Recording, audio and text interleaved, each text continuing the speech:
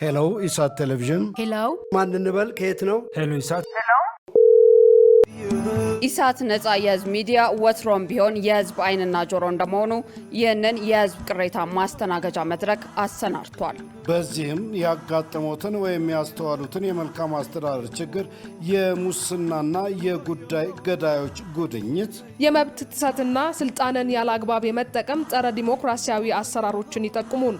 የሚመለከተውን የመንግስት አካል በማነጋገር ተጠያቂነት የሚሰፍንበትን መፍትሄ እናፈላልጋለን። በስልክ ቁጥሮች 0901 458845 ወይም 0901 451145 በተጨማሪም በ0944 02 11 11 በ0906 77 42 92 ይደውሉ። ልናስተናግደው ዝግጁ ነን። ኢሳት ነጻ የህዝብ ሚዲያ። ጤና ይስጥልን ክቡራን ተመልካቾቻችን፣ ከኢሳት ነጻ የህዝብ ሚዲያ ኢሳት ዲጂታል ተጀምሯል። ከዘገባዎቹ ጋር ትዕግስት ተስፋዬ ነኝ። አብራችሁ ነው።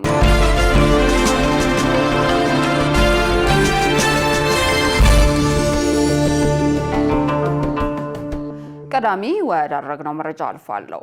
የህዝብ ተወካዮች ምክር ቤት የአየር አገልግሎትን ረቂቅ አዋጅ በሙሉ ድምጽ አጸደቀ።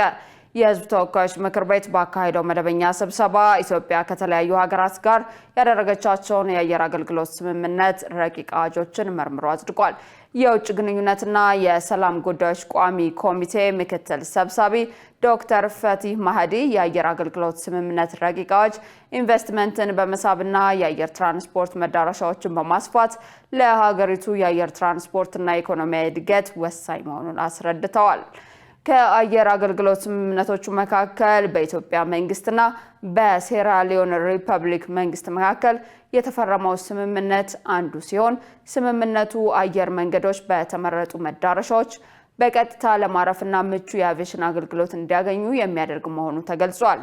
በተያያዘ በኢትዮጵያ መንግስትና በአንጎላ ሪፐብሊክ መካከል የተፈረመው የአየር አገልግሎት ስምምነት ረቂቅ አዋጅ ለምክር ቤት የቀረበ ሲሆን ስምምነቱ በሀገራቱ መካከል ያለውን ረዥም ዘመናት ያስቆጠረ ግንኙነት ለማሳደግ እድል የሚፈጥር መሆኑን ዶክተር ፈቲህ ማህዲ አስረድተዋል። በመጨረሻ ምክር ቤቱ ይህንን ረቂቅ አዋጅ ቁጥር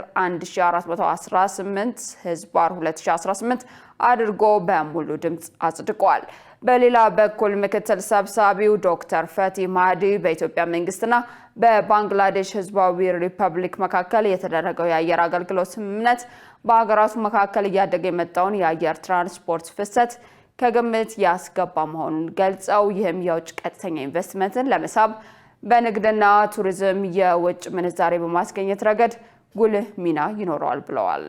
ምክር ቤቱ በተመሳሳይ ይህንንም ረቂቅ አዋጅ ቁጥር 1419/2018 አድርጎ በሙሉ ድምጽ አጽድቆታል። በቀጣይነት በምክር ቤቱ የጸደቀው የአየር አገልግሎት ረቂቅ አዋጅ በኢትዮጵያ መንግስትና በኢስዋቲኒ ንጉሠ ነገሥት መንግስት መካከል የተደረገው ስምምነት ሲሆን ያለ በረራ ድግምግሞች ገደብ የጭነት በረራዎችን ማከናወን ጨምሮ ለበረራ የሚያስፈልጉ ቁሳቁሶችን ከጉምሩክ ቀረጥ ነፃ ማስገባትን የሚያካትት በመሆኑ የበረራ ወጪን እንደሚቀንስ ተገልጿል። ይህ ረቂቅ አዋጅን በሙሉ ድምጽ መጽደቁን ከምክር ቤቱ ያገኘነው መረጃ ያመለክታል። የኢትዮጵያ ብሔራዊ ምርጫ ቦርድ የሀገር ውስጥ ተፈናቃዮች በሚገኙባቸው ቦታዎችና በወታደራዊ ካምፖች ውስጥ ምርጫ ሊካሄድ መሆኑን አስታወቀ። ምርጫው የሚካሄደው ሰኔ 2 ቀን 2018 ሲሆን እስካሁን ባለው ሂደት የቁጫ ህዝብ ዴሞክራሲያዊ ፓርቲ ምርጫው ተጭበርብሯል በሚል ለቦርዱ ቅሬታ ማስገባቱን ቦርዱ አስታውቋል። ሰላማዊት ሙሉጌታ ተጨማሪ አላት። የኢትዮጵያ ብሔራዊ ምርጫ ቦርድ ትላንት ማምሻውን በሰጠው መግለጫ እንዳስታወቀው በምርጫው ላይ የሚቀርበውን ቅሬታ ህጉ ባስቀመጠው ቀነ ገደብ ድረስ እንደሚቀጥል ገልጿል። የቦርዱ ሰብሳቢ ሜላተወርቅ ኃይሉ በመግለጫቸው በአሁኑ ወቅት በሁሉም ምርጫ ጣቢያዎች የድምጽ ቆጠራ ሂደት መጠናቀቁና የየጣቢያው ውጤትም መለጠፉን ገልጸው ከምርጫ ጣቢያዎች የተሰበሰበውን የድምጽ መረጃ ወደ ምርጫ ክልል ሄዶ እየተደመረ እንደሚገኝ ጠቁመዋል። ሰብሳቢዋ የሀገር ውስጥ ተፈናቃዮች በሚገኙባቸው አካባቢዎችና በወታደራዊ ካምፖች ውስጥ የሚገኙ ዜጎች ድምጽ የሚሰጡበት ልዩ የምርጫ መርሃ ግብር ማውጣቱን ጠቅሰው ይህም የሚካሄደው ሰኔ 2 ቀን 2018 ዓ.ም እንደሆነ ይፋ አድርገዋል። እንግዲህ የሀገር ውስጥ ተፈናቃይ እና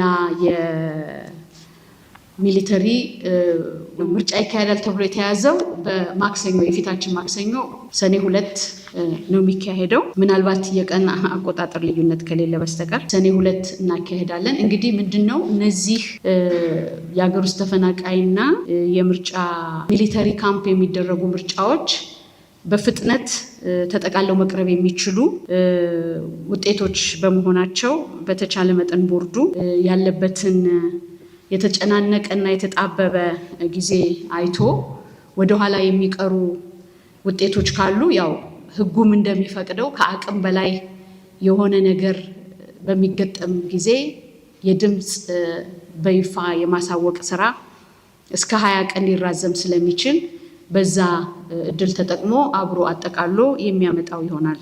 በሌላ በኩል የቁጫ ህዝብ ዲሞክራሲያዊ ፓርቲ ምርጫው ተጭበርብሯል በሚል ለቦርዱ ቅሬታ ማስገባቱን የቦርዱ ሰብሳቢ ገልጸዋል። ቅሬታው በቦርዱ የህግ ክፍል የሚታይ መሆኑን የገለጹት ሰብሳቢዋ ፓርቲዎች በምርጫው ላይ ለሚያቀርቧቸው ቅሬታዎች በህግ እስከ ተቀመጠው ጊዜ ድረስ ቦርዱ የሚቀበል መሆኑን ገልጸዋል። ሌላው እንግዲህ ምርጫ ተጭበርብሯል፣ ችግር አለ የሚል አቤቱታ ተጠቅሷል። የቁጫ ዲሞክራቲክ ፓርቲ አቤቱታ አቅርቦልናል። አቤቱታ ደርሶናል። የህግ ክፍላችን አቤቱታውን ተመልክቶታል። የህግ ክፍላችን የሰጠንን አስተያየት ይዘን ቀጣይ የማጣራት ስራ ይደረጋል ነው ያልነው። ስለዚህ እንግዲህ በቀጣይ ቦርዱ የቀረበውን የህግ ክፍል ሀሳብ ተቀብሎ እርምጃ የሚወስድበት ይሆናል ማለት ነው። ሌላው የተጠቀሰው ፓርቲ ነጻነትና እኩልነት እንግዲህ እስካሁን ድረስ እኔ እስከማውቀው ድረስ ከነጻነትና እኩልነት የመጣ ነገር አልተቀበልኩም። የቁጫ ዲሞክራሲ ፓርቲን ግን እንደተቀበልኩ አውቃለሁ። ሰብሳቢው አክለውም ምርጫ ተጀምሮ የተቋረጠባቸውና ከመጀመሪያው መምረጥ ያልተጀመረባቸው የምርጫ ጣቢያዎችን በተመለከተ ተከታዩን ምላሽ ሰጥተዋል። ባለመከፈት ደረጃ ከመጀመሪያው ጀምሮ ባለመከፈት ደረጃ ከዚህ ቀደም ከሰጠነው ቁጥር የጨመረ የለም። ጀምሮ የመቋረጥን በተመለከተ ከዚህ በፊት ያነሳናቸው አሉ። እነሱም በመጣራት ሂደት ላይ ያሉ አሉ። በግልጽ ደግሞ ለምሳሌ ኩታበር ላይ ከነበሩት 19 ምርጫ ጣቢያዎች ውስጥ በ4ቱ ቀርቶ በ15ቱ ድምጽ ተሰጥቷል። የምርጫ ህጉ ከአቅም በላይ የሆነና ያልተጠበቀ ችግር በሚያጋጥምበት ወቅት የምርጫውን ውጤት የማሳወቂያ ጊዜ እስከ 20 ቀን ድረስ ለማራዘም እንደሚፈቅድ ገልጸው በመሆኑም ምርጫ ቦርዱ ይህንን ህጋዊ እድልና ማዕቀፍ በመጠቀም ፈጥነው የተሰበሰቡትም ሆነ የዘገዩትን ውጤቶች በአንድ ላይ አጠቃሎ ለህዝብ ይፋ እንደሚያደርግ ተናግረዋል። በተያያዘ ዜና የኢትዮጵያ የፖለቲካ ፓርቲዎች የጋራ ምክር ቤት 7ኛው ጠቅላላ ምርጫ በሁሉም መመዘኛዎች ኢትዮጵያን አሸናፊ ያደረገ የምርጫ ሂደት ነው አለ። የኢትዮጵያ የፖለቲካ ፓርቲዎች የጋራ ምክር ቤት ሰብሳቢ ሰለሞን አየለ ከኢዜአ ጋር ባደረጉት ቆይታ አጠቃላይ የምርጫ ሂደቱና የዜጎችን ተሳትፎ በተመለከተ በሰጡት ማብራሪያ የምርጫ ሂደቱ ከመጀመሪያው ጀምሮ በርካታ ፓርቲዎችን በማሳተፍ በሀሳብ ክርክር የዘለቀና ድምጽ ለመስጠትም በርካታ ዜጎች የተመዘገቡበት ነው ብለዋል። በተጨማሪም በድምጽ አሰጣጡ ዜጎች ዝናብ፣ ብርድና ፀሐይ ሳይበግራቸው ከማለዳ እስከ ሌሊት ድምጽ የሰጡበት ታሪካዊ ክስተት መሆኑን ተናግረዋል። ሰብሳቢው አያይዘውን በኢትዮጵያ የተካሄደው 7ኛው ጠቅላላ ምርጫ ሁሉንም አሳታፊ ባደረገ መልኩ በሰላም እንዲጠናቀቅ የጋራ ምክር ቤቱ በትብብር ሲሰራ መቆየቱን አንስተዋል። በመሆኑም ምርጫው በሰላማዊ መንገድ የተከናወነ መሆኑን ጠቅሰው የምርጫው ሂደት ኢትዮጵያ አሸናፊ ያደረገና የምርጫውም ሂደት የተሳካ ነው ብለዋል። የጤና ዘርፍ መሰረተ ልማቶችና የጥራት ማሻሻያዎች ኢትዮጵያን የጤና ቱሪዝም ማዕከል ለማድረግ ትልቅ አቅም ፈጥሯል ተባለ። በሌላ በኩል የጤና ሚኒስትር ዴኤታ ዶክተር ደረጀ ድጉማ ለኢዜአ እንደገለጹት ከቅርብ ጊዜ ወዲህ በህብረተሰቡ ዘንድ የሚታየው የአኗኗር ዘይቤ መቀየር፣ የአመጋገብ ስርዓት መዛባትና የእንቅስቃሴ ውስንነት ተላላፊ ያልሆኑ በሽታዎች በእጅጉ እንዲጨምሩ ምክንያት ሆኗል። በመሆኑም በሽታዎቹን በተለያዩ ደረጃዎች ቀድሞ መለየትና አክሞ የማዳን አቅም በዚያውም ልክ ከፍ ማድረግ አስፈላጊ ሆኖ በመገኘቱ አዲሱ የአክሞ ማዳን ፖሊሲ በትኩረት ተግባራዊ እየተደረገ ይገኛል ብለዋል። አዲሱን ፖሊሲ ተከትለው በሁሉም ደረጃ የሚገኙ የጤና ተቋማት የተሟላ የሕክምና ግብዓት እንዲሁም የሰለጠነ የሰው ኃይል በቁጥርም ሆነ በስብጥር እንዲኖራቸው በማድረግ የህብረተሰቡን ጤና ለመጠበቅ በርካታ ተግባራት መከናወናቸውን አስታውቋል። ትላልቅ ሆስፒታሎችም ዓለም አቀፍ ደረጃ የጠበቁ እንዲሆኑ የማድረግ ስራ እየተከናወነ መሆኑን ጠቅሰው ሆስፒታሎቹ ከዚህ ቀደም በሀገር ውስጥ የማይሰጡን የላቁ የሕክምና አገልግሎቶች መስጠት መጀመራቸውን አስታውቋል። የስኬት የተሻለ ሕክምና ፍለጋ ወደ ውጭ ሀገር የሚሄዱ ዜጎችን ቁጥር ትርጉም ባለው መልኩ መቀነሱንም ጠቅሰዋል። ኢትዮጵያን የጤና ቱሪዝም ማዕከል ለማድረግ የተያዘውን ግብ ውጤታማ ለማድረግ በአዲስ አበባ በክልል ከተሞች በመንግስትም ሆነ በግሉ ዘርፍ ትላልቅ ሆስፒታሎች መገንባታቸውንም ተናግረዋል። መድኃኒትና የሕክምና መሳሪያዎችን በአገር ውስጥ ማምረት ለዘርፉ ዘላቂ ስኬት ቁልፍ ጉዳይ መሆኑን የገለጹት ሚኒስትር ዴኤታው በዚህ ረገድ መንግስት ልዩ ትኩረት ሰጥቶ በመስራቱ አበረታች ውጤት መመዝገቡን አስታውቀዋል። በዚህ መሰረት ከ7 ዓመታት በፊት መድኃኒቶችና የሕክምና መሳሪያዎችን በራስ የማምረት አቅም ከነበረበት ዝቅተኛ የ8% ደረጃ በአሁኑ ወቅት ወደ 44% ከፍ ማለቱን ጠቁመው በቀጣይም የሀገር ውስጥ አምራቾችን የማምረት አቅም ወደ 60% ለማድረስ በትኩረት እየተሰራ እንደሚገኝ ሚኒስትር ዴኤታው ገልጸዋል። ክቡራን ተመልካቾቻችን ከኢሳት ነጻ የህዝብ ሚዲያ ኢሳት ዲጂታል አሁንም እንደቀጠለ ነው። በቀጣይነት ወደ ውጭ ዘገባዎች እናመራለን። የተባበሩት መንግስታት ድርጅት ጠቅላላ ጉባኤ ዚምባብዌን ጨምሮ 5 ሀገራት ከጥር 1 ቀን 2027 ጀምሮ ለ2 ዓመታት የሚያገለግሉ የጸጥታው ምክር ቤት ተለዋጭ አባላት እንዲሆኑ መመረጡ ተገለጸ። ተመድ በተለዋጭ አባልነት እንዲሰሩ የመረጣቸው ሀገራት ኦስትሪያ፣ ኪርጊስታን፣ ፖርቹጋል፣ ትሪንዳድ እና ቶቤጎ እና ዚምባብዌ ናቸው። በአህጉራዊ ውክልና መሰረት ዚምባብዌ የምስራቅ አፍሪካዊቷ ሀገር ሶማሊያን የምትተካ ይሆናል።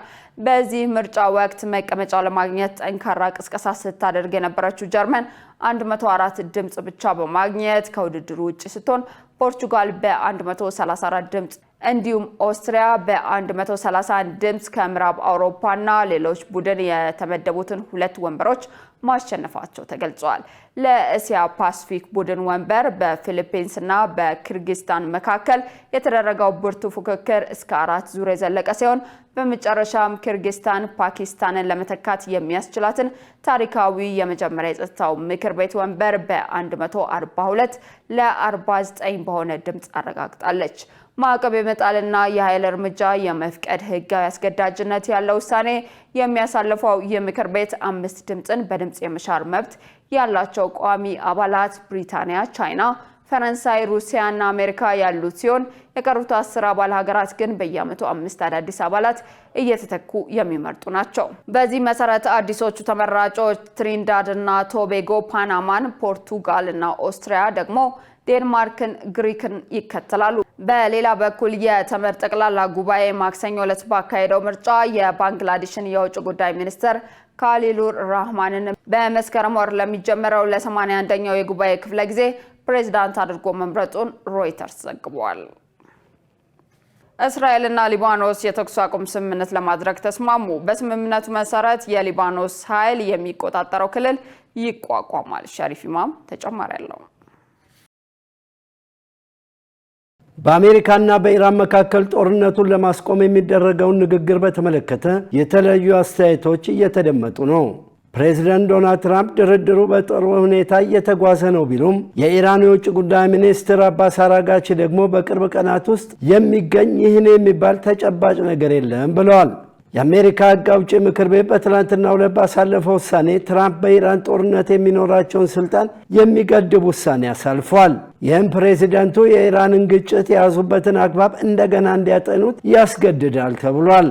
የአሜሪካ የሕዝብ ተወካዮች ምክር ቤት የውሳኔ ሐሳቡን ያሳለፈው 215 ለ208 በሆነ ድምፅ ሲሆን 4 የሪፐብሊካን ፓርቲ አባላት የዲሞክራቲክ ፓርቲን በመደገፍ ድምፅ ሰጥተዋል።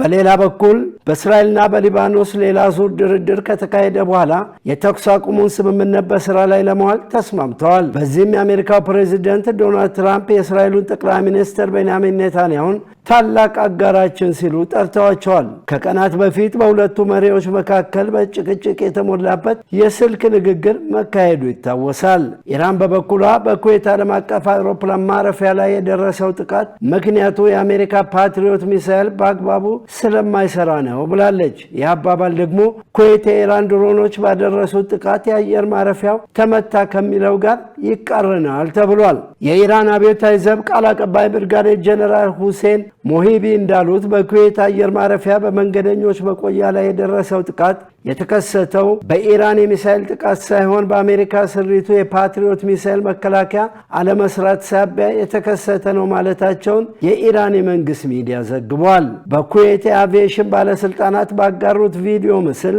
የኩዌት ዓለም አቀፍ አየር ማረፊያ በትናንትናው ዕለት በኢራን ድሮን ጥቃት ደርሶበታል።